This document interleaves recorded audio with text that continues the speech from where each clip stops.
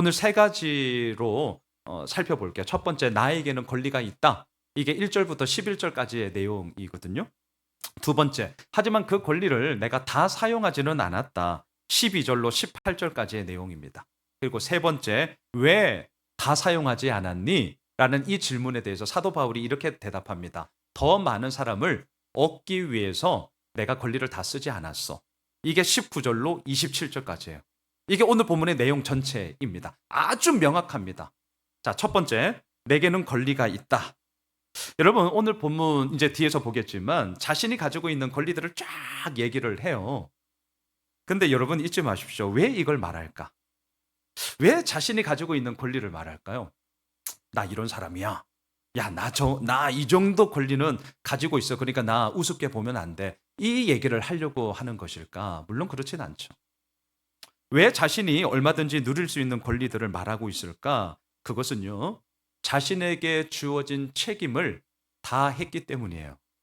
이걸 오늘 본문을 읽으시면서 잊어버리시면 안 됩니다. 자, 다시요. 권리와 책임은 쌍둥이입니다. 너무나 지금 당연한 얘기를 제가 하고 있어요. 권리와 책임은 쌍둥이와 같죠. 권리를 주장하고 권리를 내세우기 위해서는 먼저 전제되어야 할 것은 그에 합당한 책임을 내가 지고 있을 때죠. 내가 책임을 지지 않는데 권리 주장만 한다면 그 누가 그 권리를 받아들이겠어요? 너나 잘하세요. 웃기고 있네. 이렇게 그냥 멸시받고 조롱받을 겁니다. 자, 오늘 본문을 읽으시면서 오늘 본문에서는 내게 이런 권리가 있다, 이런 권리가 있다. 계속 이 얘기만 하거든요. 자기를 자랑하고자 함인가, 나를 알아봐 달라고 하고자 함인가, 이게 아니라 기억해 주세요. 이 권리를 내가 이렇게 말할 만큼 나는 책임을 다하고 있어. 지금 이 얘기입니다. 이 얘기. 책임을 다하고 있기 때문에 나는 이 권리를 주장할 수 있어. 자, 그러면 한번 보시죠. 1절입니다. 무슨 권리가 있는지를 한번 보세요. 내가 자유인이 아니냐? 사도가 아니냐? 예수 우리 주를 보지 못하였느냐? 주 안에서 행한 나의 일이 너희가 아니냐? 가장 먼저 자신의 권리를 얘기하면서 뭘 얘기하냐면 자유인, 다시 말하면 로마 시민권을 가지고 있다라고 이렇게 얘기를 합니다. 여기에 대해서는 이론의 여지가 없습니다. 왜? 정말 태어나면서부터 뭐 부모 잘 만난 거죠. 그래서 로마 시민권을 가지고 있는 자유인이어서 여기에 대해서 뭐 이론의 여지가 없습니다. 근데 그 다음을 보세요. 두 번째 딱 자신의 가지고 있는 권리를 얘기하는데 나는 사도가 아니냐? 나는 사도야. 자, 여기에 대해서는 엄청난 공격과 조롱과 멸시가 바울에게 있었습니다. 우리는 알고 있죠. 바울이 나는 사도야 라고 얘기를 할 때 그 사도는요, 그 당시 누구에게 지칭되는 말이냐면 좁은 의미로서는 예수님의 제자들에 국한해서 사도다라고 얘기를 했습니다. 바울은 우리가 알다시피 예수님의 제자, 12제자 안에 들지 않습니다. 바울은 과거 전력이 있습니다. 이력서를 딱 떼면요, 무엇입니까? 유대교의 차세대 대표 주자예요. 자, 다시요. 바울의 과거 이력서를 보면 기독교의 차세대 대표 주자가 아니고 유대교의 차세대 대표 주자였습니다. 그리고 뭐 했습니까? 곳곳에 있는 교회를 핍박하는데 선동자였습니다. 성도들을 감옥에 가두는데 체포하고 결박하는데 주동자였습니다. 심지어는 스데반 집사님을 죽이는 그 현장 가운데 앞잡이 노릇을 했던 사람이 바로 나는 사도야 라고 지금 말하고 있는 바울이었습니다. 여러분들 같으면 이러한 사람을 일컬어서 사도다라고 말할 수 있겠습니까? 오늘 그냥 제 얘기를 해볼게요. 저는 물론 신학교를 졸업하고 신대원을 졸업하고 또한 그 교단에 정해져 있는 루트를 따라 아주 사실은 저는 정석대로 이렇게 온 사람이거든요. 근데 만일에 제가 그렇지 않은데 목사다. 요즘 뭐 목사 많잖아요. 이미 많죠. 그렇기 때문에 더더욱 어디에서 공부를 했고 어느 교단이고 이게 중요하단 말이죠. 지금 우리나라 상황에서는. 근데 이게 불분명해. 아니, 뭐가 이상해. 그런 사람이 나는 목사야. 이게 먹히겠냔 말입니다. 택도 없는 얘기죠. 말도 안 되는 얘기죠. 그래서 이 바울은요, 이 자신의 사도권에 대해서 얼마나 많은 공격을 받았는지 몰라요. 그래서 1절을 다시 한번 보시면 뒷부분에 보시면 두 가지를 얘기를 해요. 나는 사도야 라는 것에 대해서 두 가지의 증거가 있다는 겁니다. 첫 번째, 예수 우리 주를 보지 못하였느냐. 예수님을 봤다는 거죠. 어디서요? 다메섹에 있던 그리스도인들을 핍박하고자 가는 그 길 도중에. 저는요, 많이들 이 사건을 일컬어서 이제 바울이 하나님을 만났다, 바울이 부활하신 주님을 만났다, 만남의 사건이다, 이렇게 흔히들 통칭을 하는데, 사실 저는 좀 더 세분화해서 이렇게 얘기하는 걸 좋아합니다. 부활하신 예수님이 그 바울을 찾아오셨다. 여러분, 이게 기독교예요. 그러니까 시각을 잘 보세요. 바울의 입장에서는 부활하신 주님을 만났다. 틀린 말 아니에요. 맞는 말이에요. 근데 우리 조금만 더 세분화해서 봅시다. 실은 부활하신 예수님이 다메섹에 있는 성도들을 잡아 죽이고자 가고 있는 바울을 찾아오신 거죠. 여러분, 기독교는요, 우리가 찾겠다라고 해서 애를 쓰는 것이 아니라 엄밀히 말하면 그 주님이 우리를 찾아오시는 거예요. 놀라운 거죠. 어때서 찾아오셨느냐? 이유가 없습니다. 그래서 그것을 일컬어 우리는 진짜 은혜라고 얘기하는 거죠. 만일에 이유가 있으면 우리는 하나님과 거래하기 시작할 거예요. 내가 이렇게 했으니까 하나님이 오신 거지. 내가 이렇게 열심히 섬겼으니까 비나이다 마치 공을 빌듯이 그렇게 했으니까 이런 결과가 온 거지. 우리는 인과관계에 너무나 익숙하기 때문에, 또한 이 세상을 살아가는 모든 형편이 인과관계 속에서 나아가기 때문에 이 구도를 벗어나지 못해요. 하지만 성경은 우리에게 분명히 얘기합니다. 바울 한 거 아무것도 없다. 너희들 한 거 아무것도 없다. 양순웅 너 한 거 아무것도 없다. 하지만 하나님이 찾아오신 거야. 찾아오시는 주님으로 말미암아 우리의 삶이 더욱더 온전하게 세워지는 줄 믿습니다. 예, 찾아오신다. 진짜 이 단어 잊지 마셔요. 찾아오세요. 찾아오세요. 이게 은혜인 거죠. 지금 사도 바울은 자신의 사도권을 주장하면서 다메섹에서 자신을 찾아오신 예수님을 얘기하고 있습니다. 그래서 유대교에서 기독교로 개종한 거잖아요. 이게 사도권의 출발이었죠. 자, 또한 두 번째. 무슨 증거를 대느냐? 1절 뒷부분을 보시면 주 안에서 행한 나의 일이 너희가 아니냐. 고린도 교회 성도들이 내가 사도다라는 것을 증거할 수 있는 살아있는 증거라는 것입니다. 교회를 개척했습니다. 예수 그리스도의 복음을 전했습니다. 그리고 그 가운데 하나님께서 열매를 맺어주신 이가 있으니 지금 이 편지를 받고 있는 고린도 교회 성도들이었다는 거죠.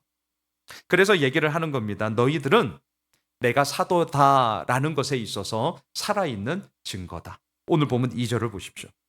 이 얘기를 하죠. 같이 읽겠습니다. 다른 사람들에게는 내가 사도가 아닐지라도 너희에게는 사도이니 나의 사도됨을 주 안에서 인친 것이 너희라. 당연한 얘기죠.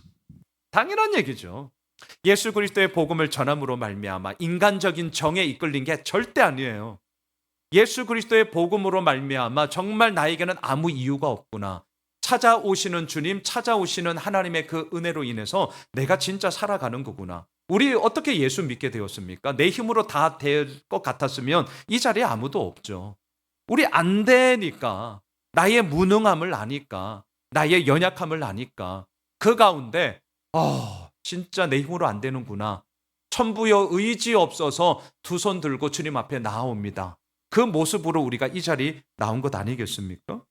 그래서 사도 바울은 이 고린도 성도들을 바라보면서 너희가 나의 증거야, 인쳤다, 도장 찍었다는 거잖아요. 이것에 대해서 너희들이 다른 사람은 나를 뭐라 할지 몰라도 너희들만큼은 나의 증거이기 때문에 나는 너희들과 함께 이 사도의 귀한 권리와 함께 또한 그 의무들을 나는 다하고 있는 거야. 자, 4절로 한번 가보시죠. 바울은 또한 이렇게 얘기합니다. 우리가 먹고 마실 권리가 없겠냐? 너무나 당연한 얘기입니다. 이게 부연 설명할 것도 없습니다. 먹고 마시는 인간의 가장 기본적인 권리가 당연히 있죠. 당연히 있죠. 5절로 가보십시오. 우리가 다른 사도들과 주의 형제들과 게바와 같이 믿음의 자매된 아내를 데리고 다닐 권리가 없겠냐? 한마디로 말하면 결혼할 권리가 없겠냐? 결혼할 권리 있죠. 지가 안 한 거잖아요. 이게 사도 바울 본인이 안 한 거예요. 우리가 2주 전에 봤잖아요. 자, 여기서 다른 사도들은 누굽니까? 예수님의 제자들을 얘기하죠. 또한 주의 형제들은 누구입니까? 넓은 의미에서는 우리처럼 이미 예수를 믿고 있는 주의 형제 자매들, 믿는 사람들을 얘기하는데요. 오늘 본문에서 좁은 의미로 좁힌다면 이것은 누구를 뜻하느냐? 육신의 기준으로 말하면 아버지 요셉과 어머니 마리아 사이에서 태어난 진짜 예수님의 형제들을 얘기하는 겁니다. 딸들도 있었어요. 근데 성경에서 명명되지를 않아서 정확하게 몇 명이다 말을 할 수 없지만 아들은 4명이 있습니다. 4명. 이름을 알려드릴까요? 야고보, 요셉, 시몬, 유다입니다. 참고로 야고보서, 유다서 성경에 있잖아요.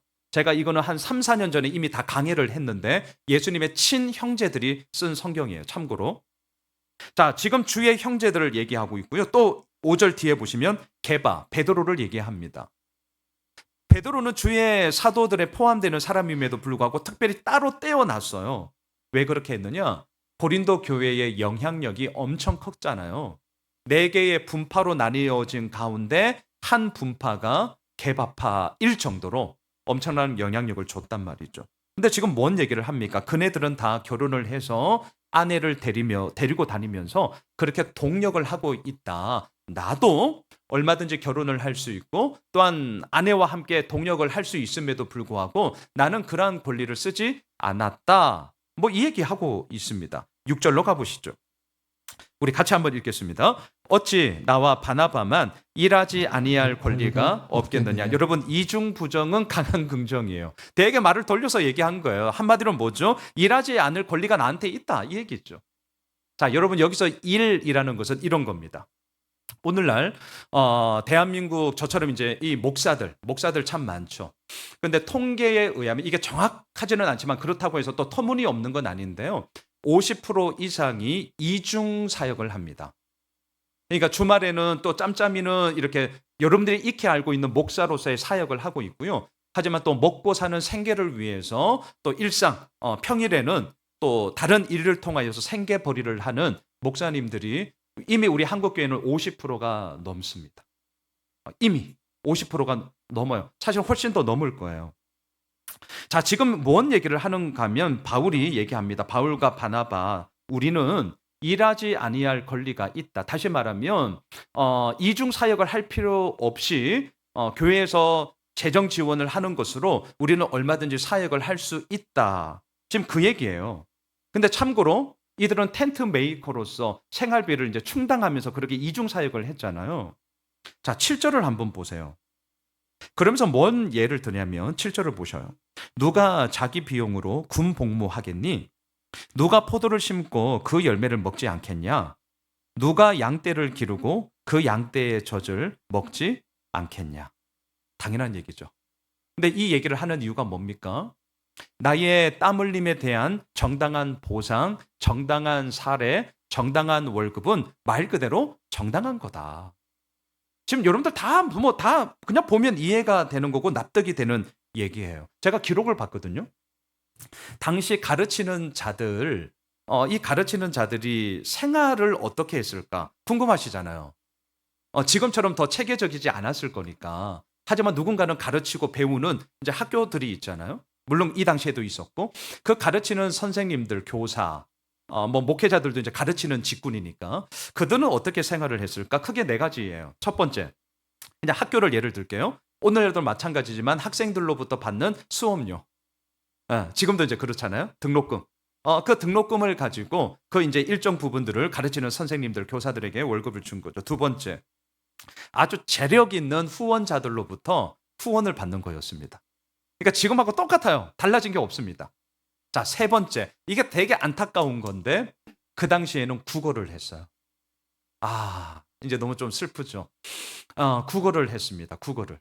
그리고 4번째 뭐가 있냐? 다른 직업을 가지고 지금 바울도 텐트 메이커로서 다른 직업을 가지고 자신이 필요한 생활비들을 충당하면서 가르치는 사역을 했었습니다. 실은 오늘날과 그렇게 다르지 않아요. 바울은 이 가운데 2번과 4번이었어요. 교회들을 개척하고 또 그 교회가 건강히 세워짐에 따라서 그 교회들로부터 후원을 받았죠. 그래서 이 후원금은 어디에 썼느냐? 선교하는 데 썼습니다. 여러분들 아시잖아요. 1차, 2차, 3차 선교 하면서 전도를 하는데 그냥 하는 겁니까? 그렇지 않잖아요. 그래서 교회에서 후원하는 그 비용을 가지고 어려운 교회들은 돕기도 하고 배싹도 쓰고 함께 팀원들이 있기 때문에 먹고 마시고 자는 그 모든 비용들을 공적인 부분에 있어서 썼단 말이죠. 하지만 사적인 부분이 왜 필요하지 않겠습니까? 그걸 어떻게 했느냐? 텐트 메이커, 텐트를 만들어서 그것에 상응하는 생활비들을 충당하면서 살았다라는 거예요. 자, 저는 이 부분을 고민하면서 여러분들에게 질문하고 싶었어요. 여러분, 자, 버는 거, 월급. 자, 질문. 목사는 얼마 받아야 돼요? 왜 비웃어요? 여러분은 어떻게 생각하세요? 목사 월급은 얼마 받아야 돼요? 아니, 오늘 본문이 지금 그 얘기 하잖아요. 왜 모른 척 다들 제 눈을 이렇게. 저는 교회 개척을 하면서 고민이었습니다. 이게 분명히 해야 되거든요. 어디서 혼돈이 일어나고 다 아시잖아요. 돈, 성, 권력이에요. 그러니까 이거 대놓고 얘기하기가 거시기 한 건데 거시기 한 것 때문에 거시기 해줘요. 그래서 이걸 분명히 해야 합니다. 전 정말 고민 많이 했습니다. 그리고 교회 개척을 하면서 이 부분이 물론 그때는 아무도 보장을 해줄 수 없기 때문에 뭐 그것에 대해서 뭐 그 어느 누가 뭐 개런티 해줄 수가 없는 거죠. 하지만 기준, 제가 늘 얘기하잖아요. 내가 그렇게 살지 못하더라도 답은 알자. 되게 중요한 겁니다, 이거. 예, 답은 알으셔야 돼요. 기준은 아셔야 돼요. 그때 제가 가지고 있던 생각은 뭐냐? 목사는 가르치는 자이기 때문에 사회적인 통념상 학교 선생님들과 준하는 월급을 받으면 된다. 우리 교회 기준이 그렇습니다. 앞으로도 마찬가지일 거예요. 교회가 커지면 저는 더 받고 싶은데요. 그렇게 될 일은 없을 거니까 걱정하지 마십시오.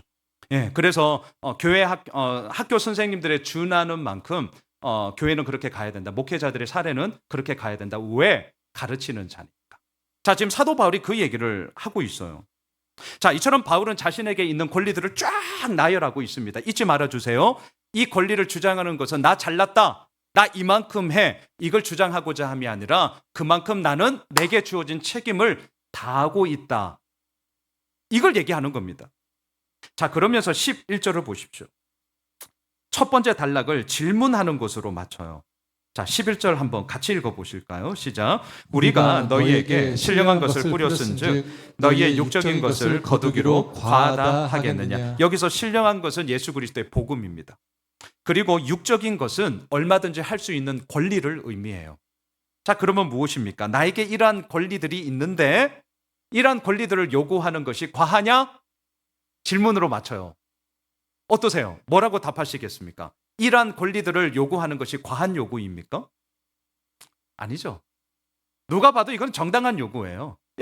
절대로 과하지 않아요. 자, 오늘 첫 번째 포인트. 바울이 왜 자신의 권리들을 이렇게 11절까지 나 이런 권리 있다, 이런 권리 있다, 이런 권리 있다 쫙 얘기하느냐? 권리 주장을 내세우고자 함이 아니라 그만큼 나는 내게 주어진 책임을 다하고 있어. 이걸 좀 봐줘. 이 얘기를 하고 있다는 걸 잊지 마십시오. 두 번째.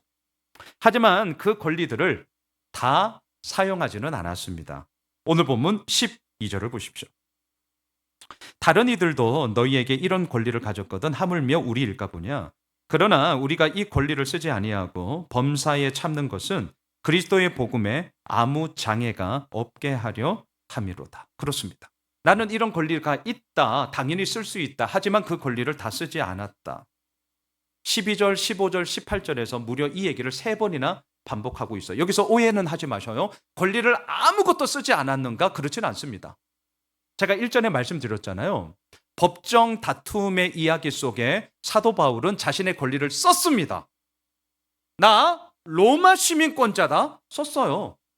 그리고 이 재판 불의한 재판이니까 나 로마 황제에게 재판받겠다라고 상소했다고 제가 말씀드렸잖아요. 그러니까 오해하지 마셔요. 와, 모든 권리를 다 안 쓰고 이렇게 막 손발이 묶인 채 아무것도 하지 말고 제가 이 얘기하는 게 아니에요. 오해하지 마셔요. 권리를 쓸 수 있죠. 하지만 오히려 그 권리를 다 쓰지는 않았다라는 거예요. 자, 여러분, 우리는 이 말을 들으면서 질문하게 됩니다. 왜 그러면 권리를 다 쓰지 않았지? 12절 중간을 다시 한번 보셔요.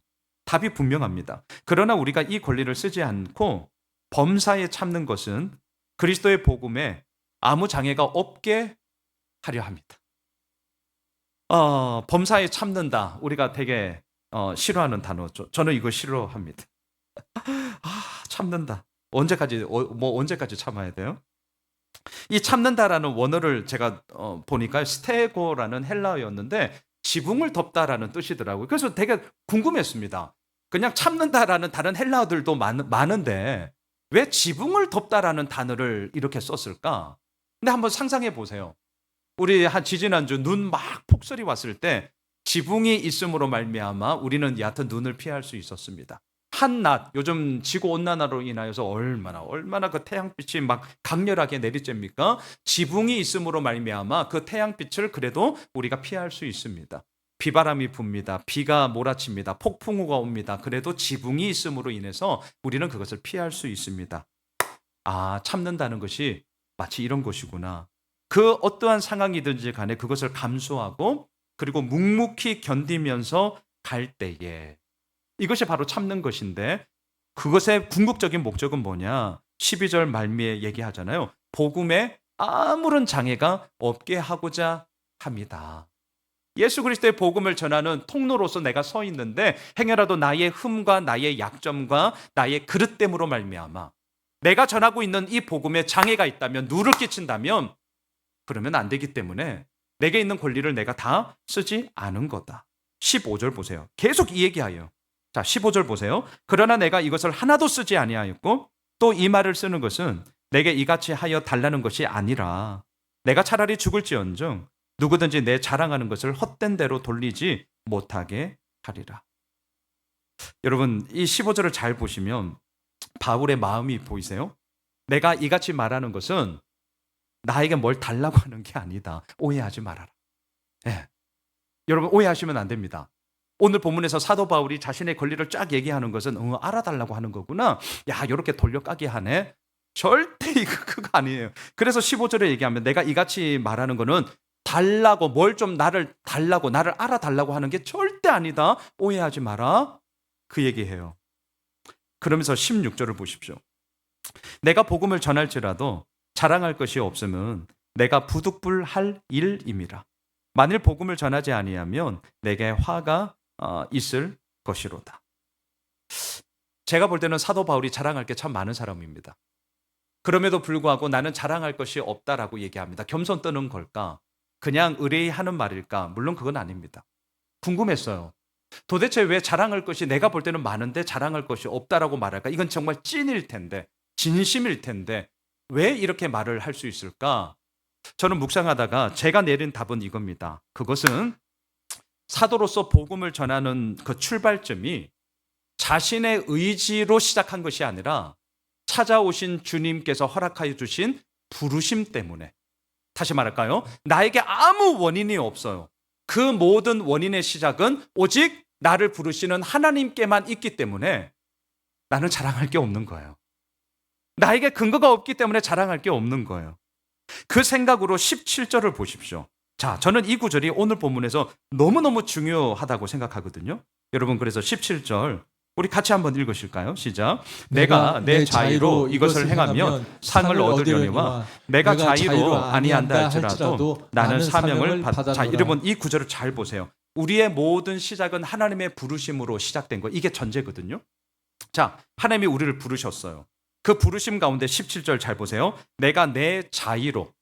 이게 뭡니까? 나의 자발적인 의지, 부르심이 있고 그 부르심에 상응하는 나의 자발적인 의지로 그것들을 행하면 상을 얻죠. 상을 얻어야죠. 우리 이것 때문에 믿음 생활하는 거 아니에요? 우리가 기복주의는 아닙니다. 그러면 큰일 납니다. 하지만 하나님을 향한 복 구하는 기복은 있습니다. 우리 최기복 집사님이 지금 저기 근데 우리 기복이가 있어요. 죄송해요. 전칭 쓰자 해놓고 제가 이렇게 까불고 있습니다. 죄송합니다. 기복주의로는 빠지면 안 되지만 하나님을 향한 복을 우리는 바라봅니다. 분명 그 얘기입니다. 하나님의 부르심 가운데 내가 자발적인 의지를 동원해서 그것을 행하면 상을 얻습니다. 저는 이걸 믿습니다. 자, 그런데 그 다음 말을 잘 보세요. 저는 여기에서 와, 이게 사명이다라는 것을 다시 한번 저도 결단을 했는데 그 다음 보세요. 하나님이 부르심이 있는데 문제는 나의 자의, 나의 스스로의 의지가 안 일어나. 지금 그 얘기예요. 내가 자의로 아니한다 할지라도 이 말이 그겁니다. 분명히 하나님의 부르심이 있어요. 하나님의 뜻하심이 있어요. 그리고 분명히 믿는 사람이라면 그 믿음의 도리가 이렇다는 거를 이제 우리는 알아요. 근데 문제는 뭐냐? 나는 하기 싫어. 우리가 이게 숙제잖아요. 내가 왜 굳이? 제가 그렇거든요. 아니, 나 목사는 맞아. 근데 목사라고 내가 굳이 이렇게까지 해야 되나? 지금 그 얘기예요. 내가 자의로 아니한다 할지라도. 여러분 어떠십니까? 나는 이거 싫은데? 나는 그냥 이렇게 가야 된다고 생각하는데? 자, 그럴 때. 그 다음 말을 보십시오. 그때 사도 바울이 아는 게 뭐냐? 나는 사명을 받았다는 거예요. 사명이라는 단어를 사실은 함부로 참 쓸 수 없는 단어입니다. 내가 좋아하는 것, 나의 의지를 동원해서 하는 것 축복합니다. 예, 하십시오. 하나님의 분명한 상이 있습니다. 그런데 문제는 나의 자유로움이, 나의 자발적인 의지가 안 올라와. 정말 하기 싫어. 근데 그때 사명이라는 단어가 우리에게 몸의 언어로 들어오기 시작한다는 거예요. 제가 이 구절을 새롭게 봐왔습니다. 이럴 때 사명이라는 단어를 쓰는 거구나. 내가 좋아하는 거 하는 거는 그냥 해요. 그걸 뭐 믿음 얘기 안 해도 돼요. 그냥 내가 좋아하는 거 밤새도록 하잖아요. 내가 즐거워하는 거 밤새도록 하잖아요. 그건 뭐 말릴 이유가 없어요. 근데 언제 사명이라는 단어를 쓰느냐? 분명한 믿음의 사람으로서 해일 도리임에도 불구하고, 알매도 불구하고 내가 하기 싫어. 내가 굳이 이런 걸 해야 돼? 내가 왜? 라는 반문이 들을 때 하나님은 오늘 바울을 통해 우리에게 이렇게 얘기합니다. 순홍아, 바로 그 순간이 너에게 주어진 사명을 발견하는 시간이다. 어렵죠? 쉽지 않습니다. 하지만 오늘 성경은 분명하게 말합니다. 나의 자발적인 의지가 동원되지 않는 바로 그 순간, 내가 싫어하는 그 순간, 하지만 믿는 자의 도리가 무엇인지를 분명히 알고 어정쩡하게 있는 그 순간, 하나님은 우리에게 말씀하세요. 그게 사명이에요. 그게 사명. 자, 두 번째 포인트. 하나님으로부터 받은 사명을 감당하기 위해 바울은 무엇을 하고 있느냐? 18절을 보십시오. 그런즉 내 상이 무엇이냐? 내가 복음을 전할 때에 값없이 전하고 복음으로 말미암아 내게 있는 권리를 다 쓰지 아니하는 이것이로다. 예, 복음을 전하기 위해서 나는 다 쓰지 않았다. 자, 세 번째. 왜 권리를 다 쓰지 않았느냐? 오늘 복음을 전하기 위해서도 하나의 답이 되겠지만 19절을 보십시오. 더 많은 사람을 얻기 위해서 다 쓰지 않았다. 자, 19절 보세요. 내가 모든 사람에게서 자유로우나 스스로 모든 사람에게 종이 된 것은 더 많은 사람을 얻고자 합니다. 바울은요, 예수 그리스도의 복음을 통해 유대인들을 얻으려고 했습니다. 율법 아래 있는 자들을 얻으려고 했고, 또 율법 없이 살아가는 사람들도 얻으려고 했고, 약한 자를 얻으려고 했고, 강한 자를 얻으려고 했습니다. 사도 바울의 마음속에는 환난 당하는 자, 예수 그리스도의 복음으로 그 사람을 얻고자 했습니다. 예수 믿지 않는 자들 어떻게 해서든지 그 사람을 얻고자 했습니다. 지금 그 얘기입니다. 오늘 본문 뒷부분이 다 그 얘기예요. 바울은 자신의 권리를 다 쓰지 않음으로 말미암아 더 많은 사람을 얻고자 했다. 자, 그러면서 이제 마지막이에요. 저는 오늘 본문을 묵상하면서 마지막에 있는 이 단락을 통해서 이걸 나누고 싶었습니다. 자, 좋아요. 우리의 주어진 권리를 뭐 쓰는 것 누가 뭐라고 하겠습니까? 하지만 다 쓰지 않는 것은 결국 복음을 전하고자 함이요 더 많은 사람을 얻고자 함인데, 그렇다면 우리에게 주어진 권리를 다른 관점에서는 제대로 쓸 수 있는 것은 무엇일까?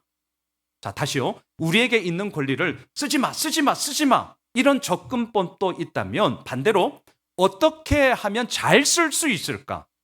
자, 관점이 지금 달라졌어요. 오늘 본문 말미에 보시면 세 가지를 얘기합니다. 그게 뭐냐? 절제, 분명한 방향, 그리고 복종이라는 단어예요. 자, 이 테두리 안에서 우리에게 주어진 권리를 쓰는 것이 제대로 쓰는 거다. 제가 오늘 요 얘기로 설교를 마치려고 합니다. 25절을 보십시오. 자, 25절을 보세요. 이기기를 다투는 자마다 모든 일에 절제하나니 그들은 썩을 승리자의 관을 얻고자 하되 우리는 썩지 아니할 것을 얻고자 하니라. 자, 절제가 필요합니다. 내게 있는 권리이기 때문에 얼마든지 쓸 수 있어요. 예, 권리이기 때문에. 하지만 내게 있는 권리라고 해서 남발하면 절대 안 됩니다. 오히려 내게 있는 것일수록, 내가 얼마든지 할 수 있는 것일수록 그것을 가지고 진정 이기기를 원한다면 남발하는 것이 아니라 제때에 제대로 쓰는 절제함을 통하여서 그 권리를 온당하게 써야 한다는 것이죠. 남발하면 안 돼요. 절제가 필요합니다. 자, 또한 26절을 보십시오. 그러므로 나는 다름질하기를 향방 없는 것 같이 아니하고 싸우기를 허공을 치는 것 같이 아니하며. 분명한 방향이 있어야 된다, 이 말인데 저는 이 말을 이렇게 바꿀게요. 분명한 이유가 있어야 된다. 그래야 나뿐만이 아니라 다른 사람들에게 권리 행사를 할 때 납득이 될 수 있습니다. 용납할 수 있습니다. 예, 분명한 방향, 분명한 이유, 왜 그렇게 해야 하는가에 대한 분명함이 있어야 한다는 거죠. 자, 또한 27절로 가보시죠. 내가 내 몸을 쳐 복종하게 함은 내가 남에게 전파한 후에 자신이 도리어 버림을 당할까 두려워함이로다. 자, 복종이 있어야 합니다. 왜 복종을 얘기할까? 다른 이들에게 권리 행사를 하기 전에 먼저 나 자신에게 적용해야죠. 그래야 내로남불이 되지 않기 때문입니다. 복종이 이런 의미예요. 권리 행사 좋아. 하지만 남에게 권리 행사하기 전에 그 권리를 네가 복종할 수 있겠니? 네가 따를 수 있겠니? 네가 그거에 대한 합당한 이유를 가진다면 다른 사람들도 얼마든지 그것에 대해서 용납하고 따라올 수 있을 거야. 그러니 너가 먼저 복종이라는 단어를 통해 너에게 그 잣대를 들이대. 여러분 잊지 맙시다. 절제, 분명한 이유, 복종. 이것이 우리가 가지고 있는 권리를 온당하게 쓸 수 있는 테두리입니다. 말씀을 정리하겠습니다. 나라가 시끄럽습니다. 대통령의 잘못된 비상계엄 선포 이후 후폭풍이 계속되고 있고 아마 제가 오전에 오늘 예배 때문에 뉴스를 못 봐서 모르겠어요. 뭔 일이 아마 있을 겁니다. 어떻게 해야 내게 있는 권리를 쓸 수 있는가? 저는 오늘 절제, 분명한 이유, 복종 이 세 가지를 말씀드렸습니다. 이 말씀에 의한다면 대통령은 잘못했습니다. 절제해야 하는데 절제가 아니라 잘못된 남발이었습니다. 분명한 방향, 분명한 이유가 저 개인적으로는 아무리 봐도 납득이 되지 않습니다. 잘못한 것입니다. 자신부터 복종해야 하건만 자신을 반대하는 자들을 처단하는 수단으로 그저 사용했을 뿐입니다. 이것은 잘못된 선택이고 잘못된 결정이고 이것에 대해서는 그 책임을 오롯이 져야 합니다. 목사인 나는 어떤가도 생각해 보았습니다. 저를 생각해 보았습니다. 오늘 주보 칼럼에도 썼습니다. 지금 이맘때 12월이 되면 어느 조직이든지 다 그렇지만 매해마다 반복되는 일이 있습니다. 섬기는 사역을 이런저런 이유로 해서 목사님 좀 내려놓고 싶어요. 또 반대로 그 사역을 계속 이어가야 하는 것이 또한 교회이기 때문에 또한 새로운 분들을 찾고자 하는 것, 이런 일들이 매해 12월마다 반복이 되어집니다. 그동안 저는 어떠한 반응으로 대부분 그렇게 일을 처리를 했는가? 아이고, 얼마나 힘들고 어려웠으면, 끝내 이제 이 목사한테까지 와서 저 얘기를 할까? 그동안 수고 많았으니까, 그래, 나도 때로는 쉬고 싶을 때가 있는데 잠시 쉼의 시간을 가져야 하지 않겠는가? 진짜 제 마음은요, 진정 그분을 배려하는 마음으로, 하지만 아무 대안 없어요, 사실. 하지만 오죽하면 나에게까지 이런 얘기를 할까? 진정 그분을 배려하는 마음으로 늘 이렇게 얘기했습니다. 아이고, 그렇죠? 아유, 알겠어요. 너무너무 수고 많으셨어요. 하지만 아무 대안이 없어요. 그렇게 제가 늘 반응했었어요. 그런데 제가 생각을 바꾸었습니다. 저도 오늘 본문을 통해서 좀 생각을 바꾸었습니다. 목사로서 내게 있는 권리를 저 역시 제대로 사용하고자 합니다. 다시 말할게요. 인간적인 생각으로 목사의 배려를 말하기 전에 하나님의 관점에서 섬김을 통해 얻게 되는 하나님의 축복이 있음을 제가 먼저 말하려고 합니다. 자, 다시요. 제 마음은 목사로서 우리 성도님들의 섬김에 대해 여전히 고맙습니다. 예, 여전히 저는 고마워요. 그래서 늘 했던 말이 고맙습니다, 집사님. 고마워요. 예, 입에 뭐 붙었죠. 진짜 고마우니까. 그런데 이건 어디까지나 목사의 관점이고, 제가 더 좀 레디컬하게 급진적으로 얘기하면 인본주의라는 말까지 제가 좀 쓰고 싶었어요. 이건 오롯이 목사의 관점이에요. 여러분, 우리 분명히 합시다. 교회는 목사 한 사람으로 인해 좌지우지 되면 안 돼. 분명히 중요한 키는 있고 저에게 분명한 역할이 있습니다. 하지만 제가 말씀드렸잖아요.